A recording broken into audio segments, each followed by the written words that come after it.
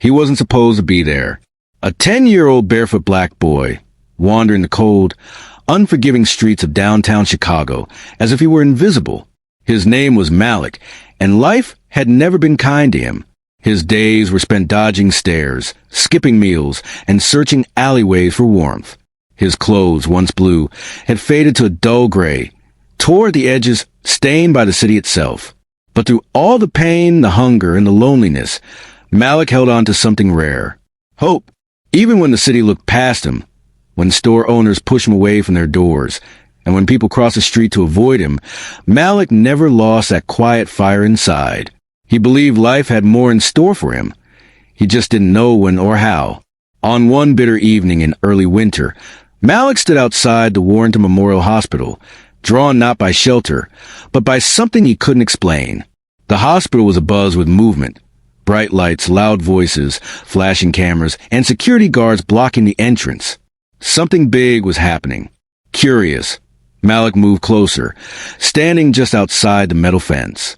He watched as a sleek black SUV pulled up to the emergency bay. From it stepped a man in a deep navy suit, tie loosened, his face red with grief. His name was Mr. Alden Royce, a name known across the city. Tech genius, multimillionaire, founder of several global startups. His face had Grace magazine covers and morning news shows. But today, he looked nothing like a man of success. Today, he looked like a father whose world was collapsing. As Alden stepped to the glass hospital doors, reporters shouted questions. "Any updates on your daughter, Mr. Royce? Is it true she hasn't woken up? Will the Royce family make a public statement?" But he didn't answer. He couldn't. His eyes were filled with tears. His hands trembled. And as he disappeared into the hospital, Malik watched closely. He didn't know why, but something told him, go inside. At first, Malik hesitated. He didn't belong there. This was a place for people with insurance cards and families who brought flowers. Not for kids like him. Kids who'd been forgotten by the system. Kids who had to sleep near dumpsters and dig through leftovers behind diners. But he couldn't ignore the feeling in his chest. Someone was calling him in. Malik waited until the reporters turned away, until the cameras shifted focus. Then, like a shadow, he slipped through the side entrance, unnoticed. Inside, the hospital smelled like bleach and sadness. Nurses hurried past with clipboards, announcements echoed through the halls, and families sat with worried eyes in waiting rooms. Malik wandered deeper, each step guided by instinct, until he reached the second floor. There, through the glass of room 204, he saw her, Lila Royce. She looked like an angel asleep. Her long blonde hair lay neatly across the pillow. Her face was pale, connected to machines that beeped softly. A tube ran from her nose. Her hands lay still beside her. Malik stood frozen. He didn't know her. He didn't know anyone here. But he felt something, like a string tied between his heart and hers. Just then, a nurse spotted him. "Hey, what are you doing here?" she asked, approaching quickly. Malik didn't run. Instead, he turned to her and said, calm and sure, "I can help her." The nurse blinked in confusion. "What did you just say?" "I know how to wake her up," Malik said, his voice steady but soft. "Just give me 1 minute." Within moments, security guards arrived. Doctors stepped in. And then Mr. Royce himself entered the hallway, clearly irritated and confused. "What's going on here?" "He says he can wake your daughter," the nurse explained, pointing to the small boy with tired eyes. Mr. Royce looked Malik up and down. He saw a ragged child, barefoot and cold. The logical part of him wanted to wave him off, tell him to go home, if he even had one. But there was something different in Malik's eyes. Not fear, not mischief, conviction. And in that moment, against all reason, all logic, Mr. Royce didn't say no. He simply whispered, 1 minute, that's all you get. Malik didn't know why, but something deep inside pushed him forward. It wasn't logic. It wasn't even bravery. It was something older, deeper, like a whisper from his soul, guiding him towards something greater than himself. The hospital corridors stretched before him, like a maze of polished white walls and soft echoes. But Malik had no fear.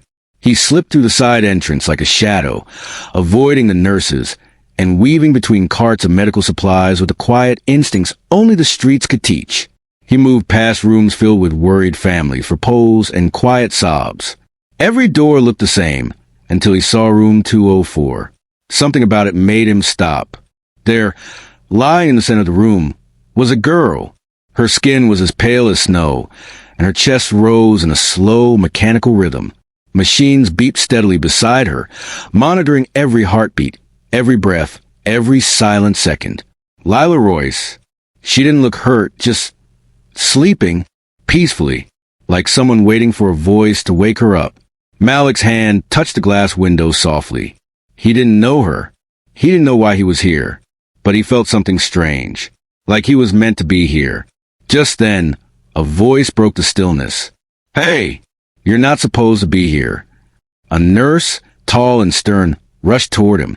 Her sneakers squeaked against the floor as she approached. Malik turned to her, calm and composed. "I know how to help her," he said softly, nodding toward the bed. The nurse slowed down, confused by his words. "What did you say?" "I can wake her up," Malik repeated, his voice clear and full of something few kids his age ever carried, conviction. "Just give me 1 minute. Please." The nurse blinked.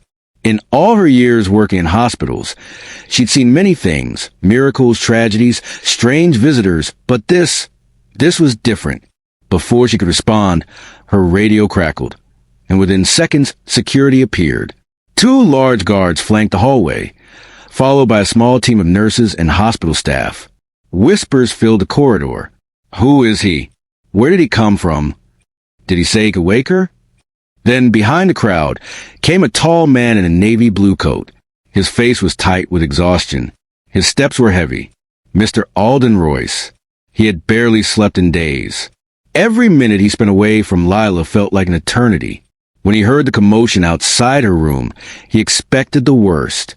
Instead, he found a child. A small boy, covered in dirt, barefoot and trembling, but not with fear. No, this boy looked calm. He stood tall for his size, chin lifted, eyes locked on Lila's room. Mr. Royce's brow furrowed. "What the hell is going on here?" he demanded. The nurse stepped forward. He says he can help your daughter." Royce turned to Malik, unsure whether to be angry, confused, or dismissive. He took 1 step closer. "Who are you?" Malik looked up, meeting his gaze without flinching. "My name's Malik," he said quietly but with strength. "I don't know how I know this, but I can help her." The hallway fell silent. Mr. Royce narrowed his eyes. Every part of him screamed to wave this off as nonsense. Just another crazy moment in a week full of pain. But something in Malik's voice held him. This child, poor, alone, clearly from the streets, wasn't begging, lying, or joking. He believed every word he said. Doctors shuffled behind him, ready to intervene. Nurses exchanged skeptical looks. One of the security guards tilted his head, as if expecting a punchline. But there was no joke here. This was a boy who believed he could do something no one else could. Royce sighed heavily. "You think you can wake her up when the best doctors in the country can't?" Malik nodded. "I don't need machines. I just need 1 minute. Please." Another long pause. Mr. Royce looked through the glass at his daughter, motionless, hooked up to tubes and monitors. He'd tried everything.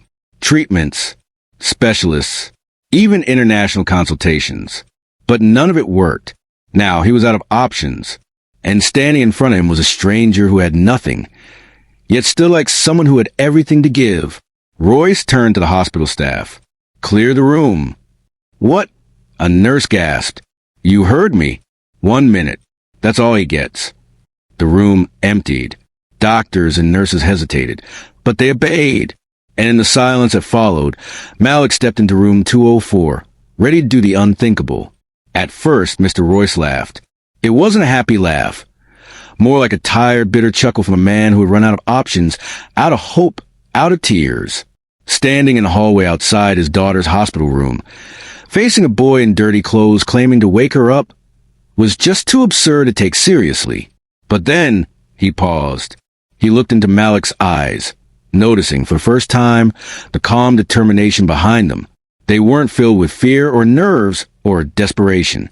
They were steady, focused, alive with something Mr. Royce hadn't seen in a very long time. Hope, not the kind people fake for the cameras, not the kind therapists talk about.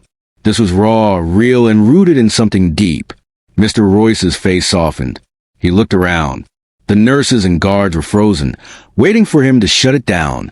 But what if there was a sliver of truth in this madness? He exhaled slowly. 1 minute, he said finally. If anything goes wrong, you're out. Malik didn't flinch. He simply nodded. The hallway went quiet. The nurses stepped back. Mr. Royce gestured for medical staff to clear the room, and reluctantly, they obeyed. The sound of footsteps faded. All that remained was the steady beeping of machines, the hiss of oxygen, and the hum of quiet tension. Malik stepped into the room alone. The air was colder inside, the kind of cold that sinks into your chest and tells you something precious is slipping away. He looked at the girl lying in the bed, Lila Royce, the daughter of a man who owned everything. But she looked as small and fragile as any child. Pale lips, closed eyes, wires and tubes connecting her to life. He walked slowly, carefully, until he reached her side. Then he took her hand. It was colder than he expected, but he held it gently in both of his, like something sacred. He closed his eyes, and he began to whisper, not in English, not in anything the doctors would understand. He spoke in a language his grandmother had taught him when he was little, a language of feeling, not words, a language meant for healing, passed down from generations that believed in more than medicine. Waukesha, Hushia, Lulamai. They were lullabies and prayers, rhythms carried by memory, words he hadn't dared speak since the day he lost her, the day he became homeless, alone in the world. But now, for the first time in years, he wasn't afraid. He kept whispering softly, rhythmically. His thumb brushed across the back of her hand. And then, slowly, Malik leaned down and spoke directly into Lila's ear. "Lila," he said, his voice trembling just once. "Come back. You're not alone." Outside the room, a nurse watched nervously through the glass. Mr. Roy stood stone still, hands clenched, barely breathing. And then, a twitch. "Wait, did you see that?" The nurse gasped, stepping closer to the glass. Malik kept holding her hand. Another twitch. This time, her fingers moved again, stronger. Her eyelids flickered like tiny wings. Inside, Malik didn't even open his eyes. He just whispered one last time, "You can wake up now." Beep. The heart monitor jumped. The rhythm quickened. Beep, beep. Lila's lips parted. Her chest lifted, this time on her own, not from a machine. Her eyes slowly opened, blinking against the soft glow of the ceiling light. Gasps filled the hallway. One nurse screamed. Another dropped a clipboard. The room exploded with motion. Yet the doctor... She's awake. "Mr. Royce, she's looking at you." Mr. Royce burst into the room like lightning. "Lila?" he breathed, falling to her bedside. Her eyes, though hazy, met his. "Dad?" she whispered. Tears streamed down his face. "Yes, baby. I'm here. I'm right here." Behind them, Malik stepped back. His job was done. He didn't say a word. He didn't expect a thank you. He simply walked to the door and vanished into the hallway. The moment Lila opened her eyes, the sterile quiet of the hospital room shattered like glass. Gasps filled the air. Nurses dropped what they were holding. One doctor ran out, yelling for the neurologist on call. The flat rhythm of the monitors transformed into a steady, healthy pulse. Mr. Royce staggered back, staring at his daughter in disbelief. His knees buckled, and he collapsed beside her bed, tears pouring from his eyes. "Lila," he choked, grabbing her hand. "Sweetheart, can you hear me?" Lila blinked slowly, taking in the faces around her. Her voice was soft, groggy. "Well, what happened?" "You're awake," Mr. Royce whispered, smiling through the tears. "You're really awake?" Before anyone could respond, a sudden realization swept the room. Where was Malik? Nurses looked around. Security checked the hallway. But the boy, the one who had whispered hope into the heart of a Coma, was nowhere to be found. Malik had slipped away, quietly, as if he had never been there at all. But this time, the world didn't ignore him. This time, everyone was looking for him, not to chase him off the property or call the police, but to thank him. Within an hour, word of Lila's miraculous awakening began to spread like wildfire through the hospital. A receptionist leaked a photo. A nurse tweeted a cryptic message. A miracle happened today not by medicine, but by a barefoot angel. By morning, headlines were everywhere. Mystery boy wakes comatose heiress. Doctors stunned. The miracle in room 204. Who was the boy behind the awakening? Hashtag boy angel and hashtag Malik miracle trended on Twitter, Instagram, and TikTok. Video clips, blurry photos, and hallway security footage of Malik began circulating. His story was retweeted by celebrities. News anchors wept telling it. Talk show hosts dedicated segments to finding the boy who brought a girl back to life. People wanted answers. Who was he? Where did he come from? How did he do it? And perhaps most importantly, where was he now? Mr. Royce, shaken and changed forever, stepped in front of the line of reporters outside the hospital the following afternoon. "I don't know what you believe," he began, his voice cracking. "But I watched my daughter lie still for 10 days with no sign of life. I watched the best doctors in the world shake their heads. I had almost accepted I'd never hear her voice again." He paused, tears forming again. And then a little boy with nothing, no family, no home, walked into that room and did something no one else could. He saved her. And I won't rest until I find him. From that moment on, a citywide search began. Mr. Royce hired private investigators. Flyers were posted. Billboards lit up with a digitally enhanced image of Malik. Schools were contacted. Homeless shelters were searched. Churches, subway tunnels, abandoned buildings. Every place where a child might hide. But Malik remained unseen. Until the third day. It was early morning, just past dawn, when a city worker cleaning near the Jefferson Street bus station spotted a small figure curled up behind a dumpster. He was wrapped in a tattered blanket, hugging a worn backpack. His face was familiar. Too familiar. The man called it in. Within an hour, Mr. Royce arrived himself. No security, no entourage, just a father filled with gratitude. He approached quietly, heart pounding. Malik stirred, woken by the sounds around him. He sat up slowly, rubbing his eyes. And then he saw him. "Mr. Royce?" he said, confused, worried. Royce knelt beside him. "Malik," he whispered, voice trembling. "You saved my daughter." "I just wanted to help," Malik replied, lowering his gaze. "No," Royce said firmly, placing a hand on his shoulder. "You gave me my little girl back. You didn't just help, you gave us a miracle." He opened his arms. "Come with me. No more sleeping on cold pavement. No more running. You belong with us now." For the first time in years, Malik didn't feel afraid. He stood and walked into the embrace. When they brought Malik to Mr. Royce's mansion, he didn't speak much. The car slowed in front of towering iron gates. The driveway curved past perfectly trimmed hedges, fountains, and a house so large it looked like a palace. Malik sat in the back seat, clutching his worn-out backpack, the only thing he truly owned. Inside it were 2 shirts, an old photo of his grandmother, and a pencil he'd found and kept for months. As the gates opened, Malik's eyes widened, but his heart sank. This couldn't be real. He'd been through the system before, taken to places that weren't homes, promised things that were never kept. So even as the car stopped in front of the grand double doors, even as Mr. Royce stepped out with a smile, Malik stayed frozen in his seat, afraid. Afraid it was a mistake. Afraid it was a test. Afraid someone would suddenly appear and say, "Sorry, wrong kid." Mr. Royce walked around the car and gently opened the door. He knelt beside Malik, not with the pride of a millionaire, but the warmth of a father.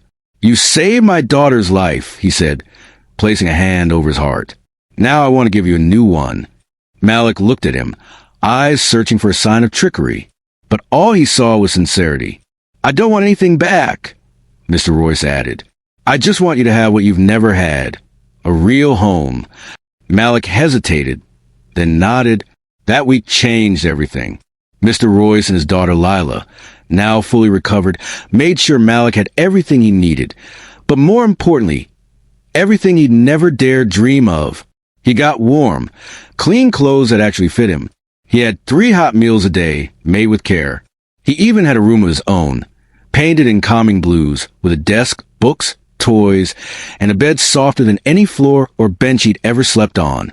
But it wasn't the mansion or the food or the clothes that meant the most. It was family. Lila took to Malik immediately. She treated him not as a stranger, but as the reason she was alive. The two became inseparable, playing games, doing homework, and sharing stories. And for the first time in years, Malik laughed. Really laughed. Mr. Royce made it official just days later. He adopted Malik. Paperwork, court visits, legal signatures. It all happened quickly. But what truly made Malik feel adopted wasn't a piece of paper. It was a night Mr. Royce tucked him into bed and said, "Good night, son." Malik cried that night, not from sadness, but from relief. He was no longer invisible. He was no longer alone. Malik's message to the world.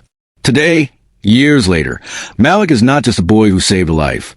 He's a young man changing lives. He travels to schools across the country, sharing his story. He speaks to children in shelters, juvenile centers, and inner-city schools, not from a stage of fame, but from a place of understanding. "I know what it's like to be ignored," he tells them, "to be hungry, to feel like the world forgot you existed." But then he smiles and adds, "But I also know what it's like to have someone believe in you, and that one moment can change your entire life." Malik has started a nonprofit that works with underprivileged youth. They provide food, shelter, mentorship, and education. The name of his foundation? The 1 Minute Project. Named after the 1 minute that Mr. Royce gave him. The 1 minute that changed everything.